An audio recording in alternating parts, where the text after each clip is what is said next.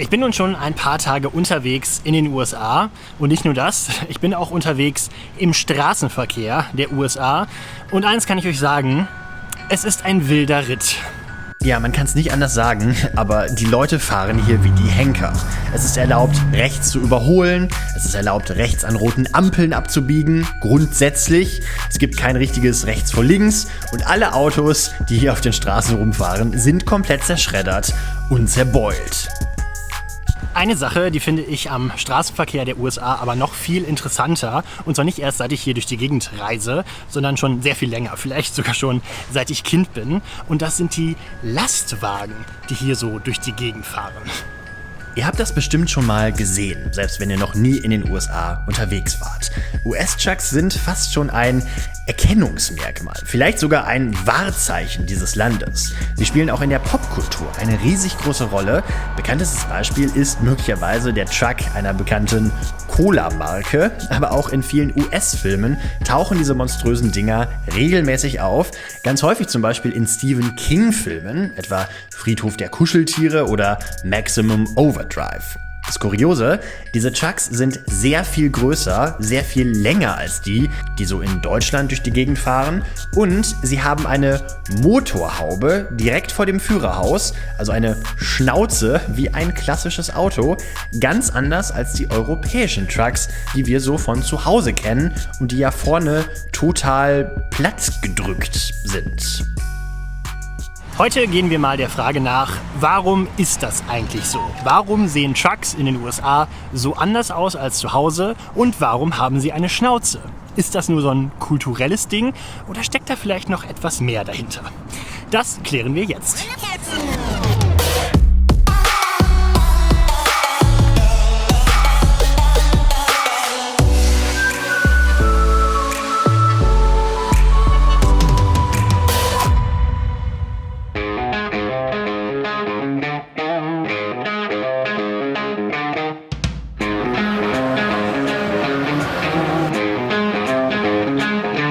Um das große Geheimnis der Lastwagen zu lüften, müssen wir zunächst einmal ein bisschen in die Geschichte der Lastwagen eintauchen. Denn der erste LKW der Welt, der wurde nicht hier in den USA entwickelt, sondern bei uns in Deutschland, und zwar von Gottlieb Daimler. Im Jahre 1896 war das. Und so sah das Gefährt damals aus. Der erste LKW der Welt basierte auf einer Art Pferdeanhänger, der allerdings umgebaut wurde. Im Heck befand sich ein 4 PS starker Zweizylindermotor mit 1,06 Liter Hubraum. Bei späteren Modellen wanderte er unter den Fahrersitz. Naja, und wenn wir uns dieses Gefährt mal genauer angucken, dann merken wir, irgendwie hat das schon eine gewisse Ähnlichkeit mit den Lastwagen, die heute so auf deutschen Straßen rumfahren. Also das Führerhaus, wenn man das so nennen kann, ist auch damals schon direkt ganz vorne, wie man das halt von Pferdekutschen so kennt. Diese Bauweise nennt sich, Achtung Fachbegriff, Frontlenker. Also der Motor sitzt irgendwo, aber de facto nicht vor dem Führerhaus. Man hat also die Straße quasi direkt vor der Nase.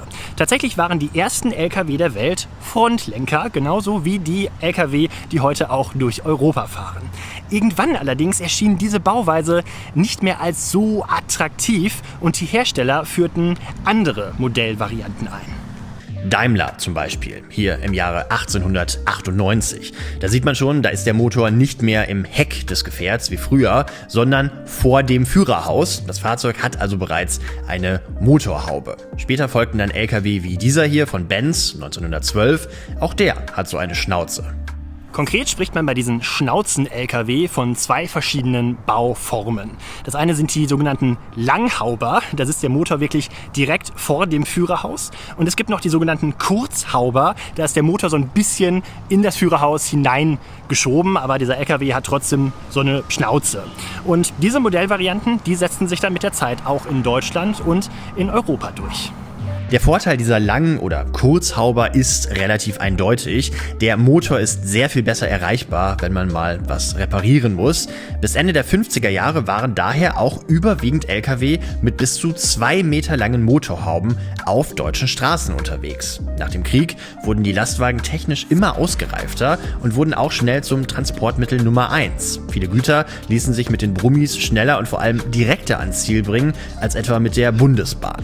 20 Meter lang durften diese langen Hauber damals sein, zudem durften sie ein Gewicht von 40 Tonnen auf die Straße bringen.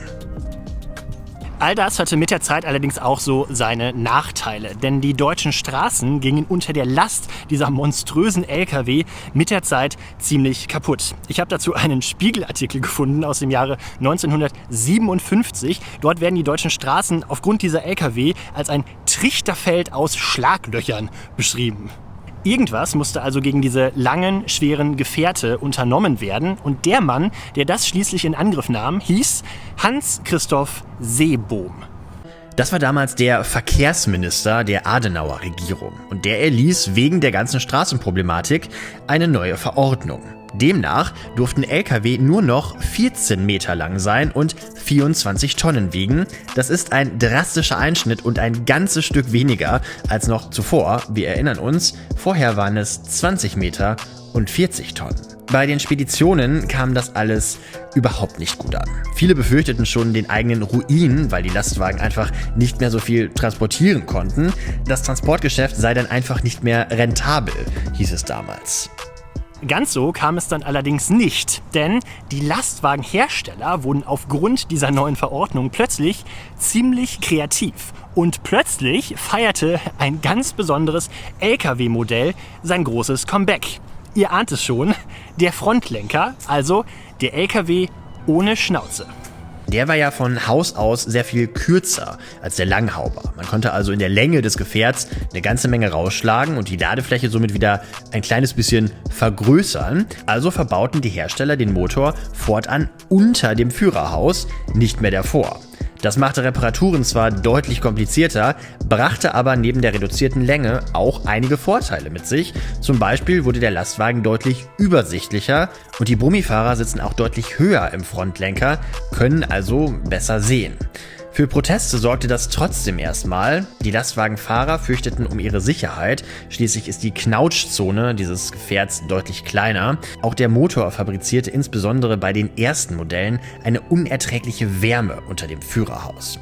Mit der Zeit allerdings wurden die Modelle immer weiter verbessert und spätestens ab den 70er Jahren setzte sich der Frontlenker endgültig durch. Seither ist kaum noch ein LKW mit anderer Bauweise auf deutschen Straßen zu sehen. Tja, und nicht nur in Deutschland. In ganz Europa fahren heute praktisch keine Langhauber mehr. Das hat aber nichts damit zu tun, dass unsere europäischen Nachbarn jetzt irgendwie die Frontlenker so toll finden oder so. Nein, natürlich hat auch das mit Gesetzen zu tun. Einige Jahre nach der Seebohm-Regelung wurden in Europa die Größen der Lkw harmonisiert und das deutsche Modell als Grundlage genommen. Die Länge wuchs dann aber wieder ein bisschen. Statt 14 waren fortan 16,5 Meter Länge erlaubt. Das Ende der Langhauber war aber trotzdem besiegelt. Ganz tot sind die Langhauber oder auch die Kurzhauber, aber trotzdem nicht. Schon gar nicht hier in den USA, wie wir bereits gelernt haben. Hier fahren fast ausschließlich solche Modelle durch die Gegend. Die Trucker-Kultur ist hier aber auch nochmal eine etwas andere. Die Brummifahrer leben praktisch in diesen Fahrzeugen, während sie auf der Straße sind. Und die Innenräume sind deutlich größer als zum Beispiel bei den Frontlenkern. Teilweise sind diese Innenräume, diese Kabinen, so ein bisschen eingerichtet wie Wohnmobile. Der tatsächliche Grund, warum es heute in den USA aber immer noch Langhauber gibt, im Gegensatz zu Europa, ist nochmal ein anderer. Auch hier gibt es Längenvorgaben für Lastwagen. Allerdings gelten die nur für die Auflieger, also für die Anhänger des Lastwagens, nicht für die Zugmaschine. Also können sich hier die Hersteller die Zugmaschine aussuchen, die sie wollen. Und dann nimmt man natürlich die komfortabelste und die geräumigste. Aber auch bei uns in Deutschland gibt es immer mal wieder Diskussionen, ob man nicht langfristig mal von diesem etablierten Konzept der Frontlenker abweichen sollte. Im Jahr 2010 hat die Forschungsgesellschaft Kraftfahrwesen, kurz FKA, in Aachen eine Studie darüber veröffentlicht, was eigentlich so möglich wäre, wenn die Lkw-Längenbeschränkungen gelockert würden und Lkw mit Schnauze auf unsere Straßen zurückkehren würden. Das Ergebnis? Eine deutliche Verbesserung bei der Kraftstoffeffizienz, bei der Sicherheit und beim Komfort der Lkw-Fahrerinnen und Fahrer. Ein Lastwagen mit abgerundeter, stromlinienförmiger Nase wäre demnach aerodynamischer und der Kraftstoffverbrauch könnte um 3-5% gesenkt werden. Auch würde der zusätzliche Platz eine bessere Kühlung ermöglichen und Platz für neue Komponenten schaffen, zum Beispiel Abwärmerückgewinnung, die den Kraftstoffverbrauch nochmal um bis zu 10% weiter senken würden. Abgesehen davon wären neue Sicherheitsverbesserungen möglich. Der zusätzliche Kabinenraum könnte laut der Studie genutzt werden, um tote Winkel zu eliminieren. Und die neue Konstruktion der Lkw könnte auch vermeiden, dass Fußgänger und Radfahrer bei einer Kollision unter die Räder geschlagen werden. Ernsthafte Überlegungen für ein Comeback der Langhauber in Deutschland und Europa gibt es bislang allerdings nicht. Auch die neu vorgestellten Elektro-Trucks, also die nächste Generation der Lkw, sieht so aus, wie wir sie immer in Europa kannten, nämlich ziemlich platt. Wenn wir also langfristig Lkw mit Schnauze sehen wollen, dann werden wir wohl weiter in die USA reisen oder den Fernseher anmachen müssen.